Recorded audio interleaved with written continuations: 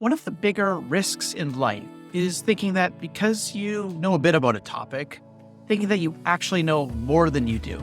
You might know enough to be dangerous. This is true with DIY home electrical repairs, changing the brakes on your car. You may even feel this way when facing legal issues or when dealing with parenting advice. We did this with my kids and they turned out all right. This happens when people think about retirement too. Put in the work. Your time is just around the corner. You've gathered some common feedback. It should be smooth sailing, right?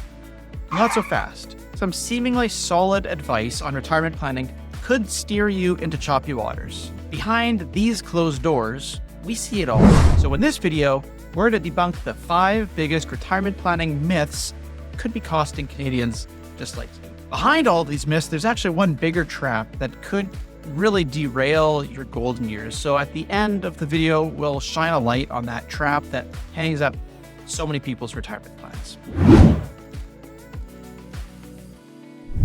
Now, myth number 1. Let's kick this off with the big one.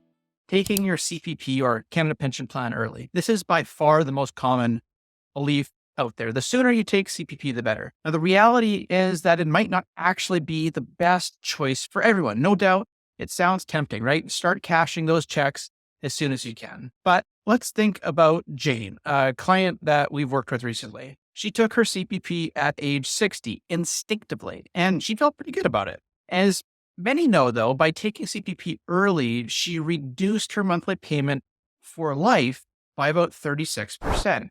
And these reductions can really add up quickly. Most people are aware of this reduction. It's well published and well known. But what most people miss is that CPP benefits rise with wage inflation before the benefits start and with price inflation after they start. So if wages are rising faster than consumer prices, the prices of stuff, it's even more beneficial to not take CPP early as you're getting an extra premium for delaying. That 7.2% is getting added back to the monthly benefit, plus whatever the contribution of wage inflation is for that period. Now, everyone's situation can be nuanced here, so it's crucial to run the numbers to see what's right for you.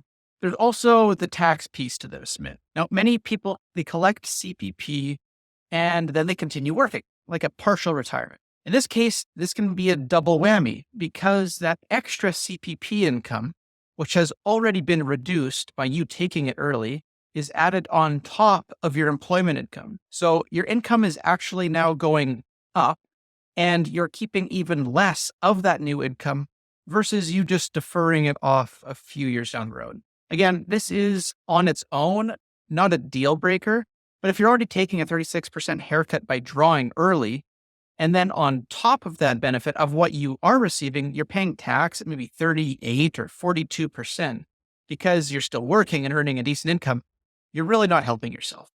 Myth number 2. Next, we have the myth of emptying your tax-free savings accounts or TFSAs for quick cash. For some reason in Canada, there's this myth that TFSAs are savings accounts. It's probably, if I had to guess, an idea propagated by the decals on bank branch windows. Yes, this money is easy to access. It is absolutely tax-free. But the missing piece here is instead thinking about this account as a means of generating long-term tax-free growth. I recall Mark, another client, he was looking to drain his tax-free savings account, which was invested with a long-term perspective. Instead, he was looking at using some of the money to buy a new $50,000 car. His vehicle needed replacing. Fair enough. He thought he was making a smart move, a way to access cash without it showing up on his tax return. No doubt, that's true. Instead, what we did, we pulled up his financial plan, re-updated some numbers, and we showed him mathematically the impact to his net worth 10 years into the future based on that decision today, largely due to the loss of that money no longer compounding tax-free for him with no tax drag. In this case, what we actually suggested was triggering some small capital gains in his OPID or his non-registered investment account to cover the car purchase, even if it meant paying a bit of tax today, because the spread, the difference 10 years out, was so massive. In his case, it was over a $100,000 difference if we took the money from this bucket versus that bucket on an after-tax net worth perspective. So here's an example of how what seemed to be a $50,000 car purchase decision actually turned out to potentially cost Mark $100,000 when you zoom out far enough. Hey, before we look at that third myth, if we haven't met, my name's Steve Willems. I'm a wealth advisor with the Willems Wealth Planning Group out here in BC. We started this channel to help you plan your own retirement, helping you think about how to plan and arrange your investments, your income streams, and ideally have you pay less tax along the way. Now back into myth number 3. Don't earn more because you'll lose it all to tax. That's what happened to Lisa, a high-earning executive we met with. We were chatting with her and she refused to take a lucrative project, fearing the tax implications. She was caught up with this exact same myth. Now, yes, earning more can push you into a higher tax bracket, but it doesn't mean you'll lose it all. It just requires better tax planning and strategic income withdrawals to optimize your situation. You see, in Canada, we have a progressive tax system that calculates the rate of tax that you're going to pay on the next dollar of income at a progressively higher rate. Here's what it looks like.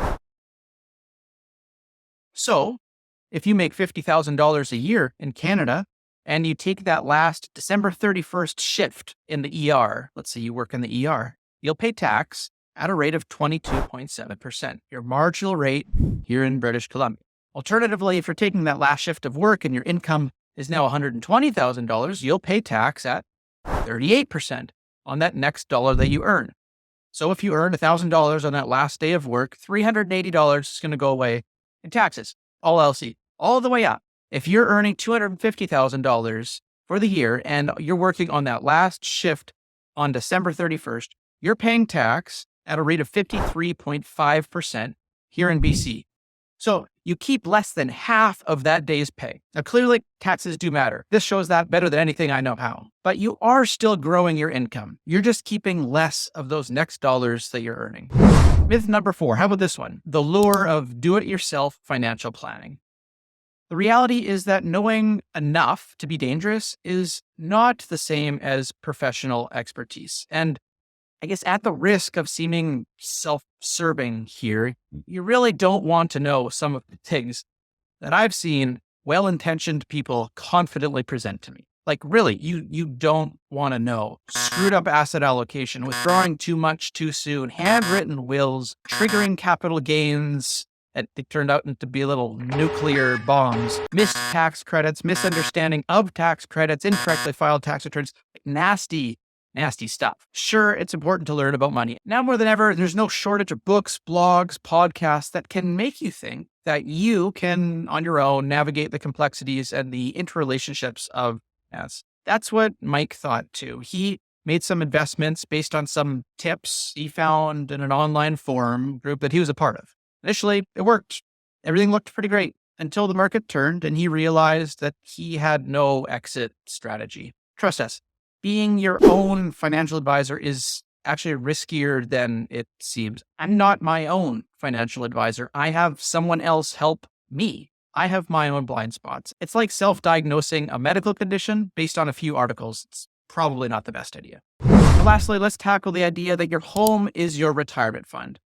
Here's another example. Sarah and John, a couple, they're nearing retirement. They thought they could sell their home or tap into its equity via, a home equity line of credit or HELOC loan. This is especially common here in Canada, where property values on average have grown impressively over the last number of years. Yet folks aren't yet really willing to downsize. The challenge comes when interest rates start to climb, as they now have. Not only do your embedded liabilities increase as you draw down on that loan, they also realize they'd lose the emotional comfort of a long-term home with a forced downsize coming sooner on a timeline that they no longer can control. Plus, depending solely on your home as an asset is risky, it lacks diversification, and comes with its own set of costs. And by the way, if you want help looking through your situation to see if there's any gaps or missed opportunities, maybe you're falling for one of these retirement myths. Every week, we set aside a few hours to help folks who have their own questions. So if you'd like to grab one of those time slots, I'll put a link in the description below. Now, earlier, I mentioned that there's also a trap that many people get caught up in. It's actually embedded in all of these myths, believing that conventional wisdom is always right. You see, each of these myths, they sounded reasonable, and many people fall for them.